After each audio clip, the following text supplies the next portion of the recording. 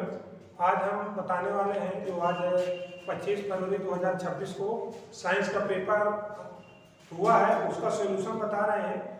कैसे करना था, क्या किया आप लोगों ने, उसको हम हल करके बता रहे हैं। तो सबसे पहले तो हम आपको यहाँ पर रासायनिक विज्ञान हल कराएंगे।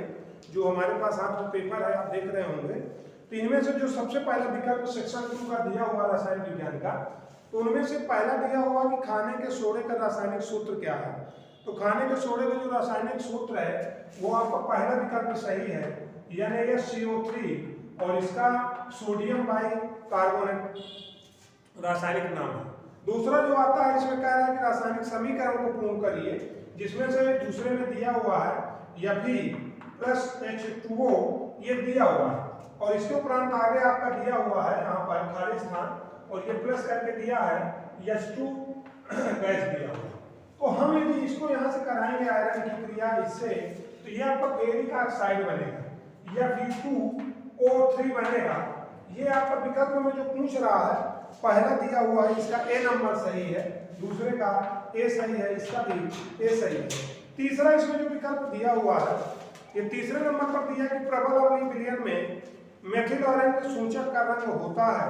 तो चूंकि सूचक क्षार में तो रंगहीन हो जाता है, लेकिन जो मेथिल ऑरेंज का रंग है प्रबल में, अम्ल में, वो लाल रहता है। इसके उपरांत 11 नंबर में दे रहा निम्नलिखित में से कौन सी धातु अम्ल से हाइड्रोजन विस्थापित नहीं करती। तो जो विस्थापित नहीं करेंगी तो उसके लिए सिल्वर, गोल्ड, प्लेटिनम ये तो नहीं करती, लेकिन अब पूछ रहा है इसमें कि करती कौन है, तो इसके लिए दे रहा है मैग्नीशियम, और इसके लिए आपका जो तीसरा नंबर सही है मैग्नीशियम है। इसका जो 11 नंबर का विकल्प है तीसरा क्वेश्चन। चौथा अगला इसमें दिया कि साबुन के अणु में होता है। अब चूंकि साबुन वाला था और साबुन के लिए जो दिया है 12 नंबर का चौथा विकल्प सही है, जलरागी शीर्ष तथा जल विरागी पूंछ, ये वाला इसका विकल्प सही है। 13 नंबर का जो विकल्प है अर्थात अगला जो विकल्प होगा, निम्नलिखित में से कौन सा यौगिक सिरके में उपस्थित होता है। तो सिरके में चूंकि यहाँ पर एस्टिक अम्ल अर्थात अम्ल उपस्थित की जगह ये कह लीजिए कि सिरके का फार्मूला क्या होता है।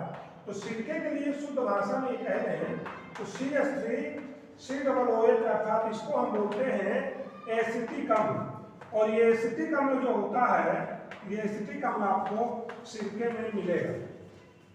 इस प्रकार से जो अगला विकल्प इसमें मिलेगा वो बायोलॉजी में है, और बायोलॉजी का जो विकल्प है उसमें सेक्शन नंबर 3 जो बायोलॉजी में मिलने वाला है, वो बायोलॉजी का जो देखेंगे बीच में कि कैसे तीसरा विकल्प हल होना बायो का, तो इसमें आपको बायो में जो हल होगा वो देखेंगे। इसके लिए बायोलॉजी के लिए आप देखेंगे कि बायोलॉजी में पहला दिया हुआ कि मादा जनक तंत्र के किस भाग में लूप स्थापित किया जाता है, तो ये आपका गर्भाशय है। अगला जो 15 नंबर है कोशिकीय प्रक्रम में ऊर्जा मुद्रा है, ATP है। अभी मैंने इसको अपने पिछले शायद वीडियो में डाला था, ATP और ADP बताया था कि कॉइन ऑफ एनर्जी कौन है। तो कॉइन ऑफ एनर्जी ATP है, एडेनोसिन ट्राइफॉस्फेट, जो इंपॉर्टेंट था, इसके पहले हमने शॉर्ट में डाला भी था।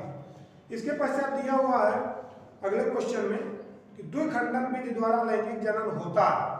तो देखिए आलू, गुड़हल, डायोफिलम ये प्लांट हैं, और इनमें ज्यादातर नहीं होता, लेकिन इसमें अमीबा आपका सही होगा। 16 नंबर का जो विकल्प है वो अमीबा है। अगला जो 17 नंबर है पुंकेसर में परागकण होते हैं। देखिए पुंकेसर में जो परागकण होगा वो अगुणित होगा। चूंकि अगुणित इसलिए होगा, अगुणित का मतलब होता है x, और द्विगुणित का मतलब होता है 2x, और 2x का मतलब जोड़े में रहते हैं। तो जो परागकण है वो यक्ष रहेगा, इस परागकण के साथ मादा का पार्ट जुड़ेगा, जो दोनों मिलकर के 2x बनाते हैं, इसलिए इसका पार्ट अगुणित सही है। अगला एक इसमें आता है कि एक स्थलीय पारितंत्र में हरे पौधों की पत्तियों द्वारा प्राप्त होने वाली सौर ऊर्जा का लगभग कितना भाग खाद्य ऊर्जा में परिवर्तित होता है, शेष 90 खर्च होता है। तो इसका 10% वाला ऊर्जा का सिद्धांत है कि 10% एनर्जी आगे ट्रांसफर होती है हर जीव से। इस प्रकार से इसके देखेंगे। अगला 19 नंबर में है कि अमाशय में पाए जाने वाला अम्ल कौन है। तो अमाशय में पढ़े होंगे कि अमाशय में HCl प्राकृतिक रूप से पाया जाता है, जो अम्ल रहता है, इसके पश्चात ये पित्त रस के साथ मिल करके उदासीन हो जाता है। तो अम्ल चूंकि इसलिए कीटाणुनाशक के रूप में इसका उपयोग रहता है, इसलिए अम्ल में पाया जाता है। अगला जो विकल्प है 20 नंबर का, पीयूष ग्रंथि पाई जाती है। तो पीयूष ग्रंथि को हम मास्टर ग्रंथि के नाम से जानते हैं, पिट्यूटरी ग्लैंड भी इसको कहते हैं। इस प्रकार से इसके दो तीन नाम है। ये मस्तिष्क में होती है, यकृत, गले, गुर्दे में नहीं होगी। तो इसका जो विकल्प है 20 नंबर का, ये सी नंबर सही होगा। इस प्रकार से आप ये देखे होंगे कि सभी प्रकार के विकल्प आपके हल हो गए, और इन विकल्प जो भैया ने किए हैं या बहनों ने, वो निश्चित रूप से पूरी तरह से सफल होंगे। अगला जो इसमें प्रश्न दिया है केमिस्ट्री का, कि केमिस्ट्री में दिया है निम्नलिखित समीकरणों को पूर्ण कीजिए या संतुलित कीजिए। तो जो पहले रिएक्शन दिया है 5वें का पहला, और उसमें भी दिया है ए नंबर, उसमें दे रहा है कि यदि आयरन की क्रिया कॉपर सल्फेट से कराते हैं तो क्या बनता है। इस रिएक्शन के लिए आगे आपको यहाँ पर 2 जगह डैश दिया, प्लस दिया। अब इसके लिए करना क्या है, इस आयरन की क्रिया सीधे सल्फर से कराएंगे और ये बनेगा FeSO4, फेरस सल्फेट बनेगा, और इसको हम बोलेंगे फेरस सल्फेट। और इसके आगे जब फेरस सल्फेट बन जाएगा यहाँ पर, तो ये बचेगा Cu इससे अलग हो जाएगा। अगला जो एक रिएक्शन है वो MnO2 मैग्नेट डाइऑक्साइड की क्रिया दे रहा है। बी नंबर इसका जो दिया हुआ है, बी में दिया है MnO2 की क्रिया करवा रहा है HCl से। तो HCl से करवाने के बाद क्या होगा, तो देखिए ये Mn है, ये Cl है। यहाँ पर रिएक्शन को संतुलित करने के लिए यहाँ 4 को पूरा बात बताएंगे। तो MnCl बनेगा, तो बनेगा MnCl2 प्लस, यहाँ पर आपके पेपर में दिया हुआ है H2O, और प्लस आगे खाली स्थान पूछ रहा है कि आगे क्या बनेंगे। तो देखिए MnCl2 है, ये H यहाँ ऑक्सीजन से मिलकर बना रहा है H2O, तो बचेगा क्या, आगे आपको क्लोरीन गैस बचेगी, यहाँ पर Cl2 गैस आएगी, यहाँ पर Cl2 गैस मिलने वाली है। इस प्रकार से अगला दे रहा है कि लेड नाइट्रेट के ऊष्मीय वियोजन की अभिक्रिया लिखिए और बनने वाले पदार्थों को नाम लिखिए। तो अगला जो इसमें है लेड नाइट्रेट कैसे है, तो चूंकि देखिए लेड नाइट्रेट की जो क्रिया है ऊष्मीय वियोजन यदि करेंगे PbNO3 का होल द्वारा से, तो आपका लेड नाइट्रेट है, और इसको यदि हम ऊष्मीय वियोजन करेंगे अर्थात ऊष्मा देंगे, गर्म करेंगे, तो ये आपको बनेगा क्या PbO प्लस, ये बनेगा H2O और प्लस NO2 गैस भी बनेगी। तो इस प्रकार से रिएक्शन है, इसमें लेड ऑक्साइड बनेगा, लेड नाइट्रेट है। ये रिएक्शन पेपर सरल था, बहुत कठिन नहीं था। अब आता है कि 6वें नंबर में कि IUPAC का नाम लिखिए। तो मैं पीछे भी जो पढ़ाया हूँ वीडियो में डाला हूँ अभी मैं, तो IUPAC नाम इसका बिल्कुल इजी था, और ये IUPAC जो इसकी बननी है वो ऐसे बना हुआ है H ये C, और ये आपका बना हुआ है C+1O H, अर्थात ये जो ग्रुप है यहाँ पर वो एल्डिहाइड है।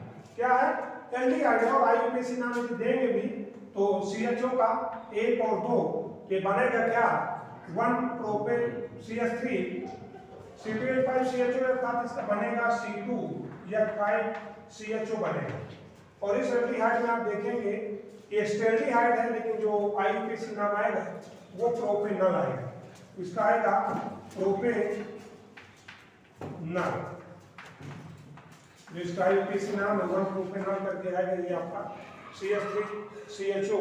अगला जो दूसरा इसका IUPAC नाम है वो आपका बना है CH3 CH2, और ये आपका बना है C+C ये हुए। आप इसको यदि अलग अलग करेंगे, हाइड्रोजन यहाँ पर लगाएंगे यहाँ पर, और ये आपका बनेगा C और H ये। तो हम यहाँ पर गिनती करेंगे तो 1 2 3 4, यहाँ पर 4 कार्बन है, तो 4 कार्बन के लिए ब्यूटेन नाम होगा। अब ये क्या नाम आएगा, ये आएगा 1, 4 कार्बन है। इस प्रकार से आप देखोगे 1 2 3 तो 1 ब्यूटाइन आएगा। क्या आएगा? 1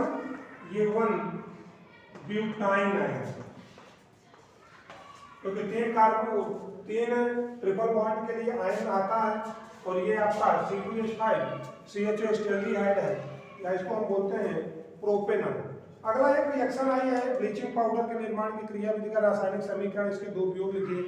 तो ब्लीचिंग पाउडर के लिए हमने बताया ही था कि कैल्शियम जो ऑक्सीक्लोराइड, इसका भी वीडियो हमने डाले थे कि ब्लीचिंग पाउडर का निर्माण कैसे होता है और इसके उपयोग में तो अभी हम पहले इसके शार्ट में डाले वीडियो भी पढ़ा है कि ब्लीचिंग पाउडर का जो पहला उपयोग है वो जल के शुद्धिकरण में है और दूसरा जो उपयोग है कीटाणुनाशक के रूप में करते हैं। बहुत इजी पेपर था। फिर अगला है अपररूपता से क्या समझते हैं। तो अपररूपता बताया था कि जब एक ही तत्व के 2 अलग अलग अपने रूपों में पाया जाता है तो इसे अपररूप कहते हैं। इस प्रकार से कार्बन के जो 2 अपररूप हैं, तो पहला अपररूप आपका ग्रेफाइट है कार्बन का और दूसरा जो अपररूप है वो हीरा है। और इनकी संरचना पूछ लिया, ये संरचना जो कि कक्षा 8 में विद्या भारती की किताब में दिया हुआ है और ये संरचना उसमें बनी हुई है, हाई स्कूल में भी है और हाई स्कूल में कार्बनिक कंपाउंड में मिलेगी। इसके उपरांत संतृप्त एवं असंतृप्त हाइड्रोकार्बन है। तो आपको पता है कि संतृप्त हाइड्रोकार्बन में जो सिंगल बॉन्ड कार्बन होता है ये वाले, अर्थात जैसे आप लिखेंगे CH, यहाँ पर H, ये H, ये H, अर्थात इसको आप लिख पाओगे C2H5, ये आपका संतृप्त हाइड्रोकार्बन है। असंतृप्त हाइड्रोकार्बन में डबल और ट्रिपल बॉन्ड है, यौगिक आते हैं। असंतृप्त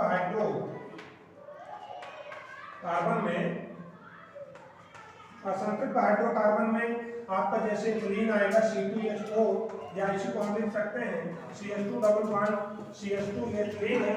और इसके उपरांत जो तीसरा मिलने वाला है वो C2H2, या इसी को बोलते हैं CH ट्रिपल बॉन्ड CH, या इसी को एसिटिलीन भी बोलते हैं। तो एसिटिलीन आपका ये आया। कार्बनिक यौगिक में दहन की क्रिया आपने करी ली होगी। दहन क्या है? जलाना। यदि हम किसी कार्बनिक यौगिक को जलाते हैं तो क्या होगा? अगला दैनिक जीवन में pH माप, ये तो इंपॉर्टेंट था, हमारे वीडियो में भी ये पढ़ा हुआ, जिसने देखा होगा उसको पता होगा। अगला इसमें संक्षिप्त टिप्पणी लिखिए। उपभोक्ता क्या होता है, कंज्यूमर क्या होते हैं, परितंत्र में ऊर्जा का प्रवाह कैसे होता है, एक दिशीय होता है या बहुदिशीय होता है। तो ये लास्ट के अध्याय में दिया हुआ है एक दिशीय होगा कि नहीं।